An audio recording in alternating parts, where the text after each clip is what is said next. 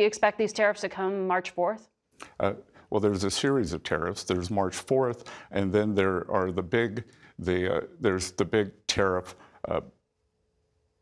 program that's going to be outlined on April 2nd by Commerce and USTR, and that's the president's notion of reciprocal tariffs, and that's going to be very path dependent.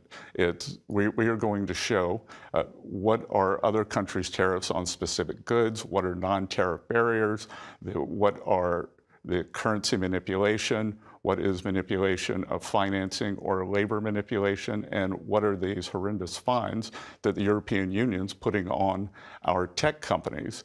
And we are going to evaluate that and give them an opportunity to remedy that. So we could either see a ratcheting up in tariffs, or if our trading partners want to remedy what has been unfair trade, then we could see the tariffs come off. So it's going to be path dependent.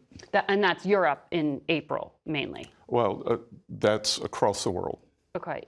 So when you say that Peterson institutes too alarmist with $1,200 a year on the average household, what's the cost to the household? You think it's zero? Well, we don't know yet because it's path dependent. But what I can tell you is that I'm not worried about China. China will pay for the China tariffs because their business model is exporting their way out of this deflation. They are the most unbalanced economy in modern times. And the idea that because of a tariff, that they would lower their production is wrong. They are going to continue flooding the market. They will eat this price decrease. They will eat any tariffs that go on. So I saw you say on Bloomberg recently that Mexico has offered to match the U.S. tariffs on China, and that you would like for the Canadians to do so as well. You described it as a fortress in North America. Is that in the works? I don't know yet. We'll see. The Mexican leadership has offered to do that. We haven't heard from the Canadians, but I think that'd be a very good start because by Tuesday, potentially, to offset the potential punishment on them? By Tuesday, or maybe the tariff wall goes up, and then we see what happens from there.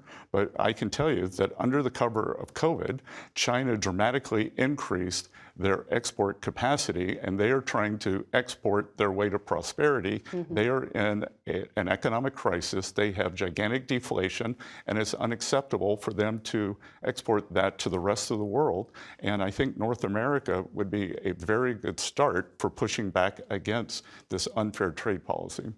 Well, that would be a significant development. Very significant. Which would avoid tariffs that are supposed to go out on Tuesday. We'll see. Okay.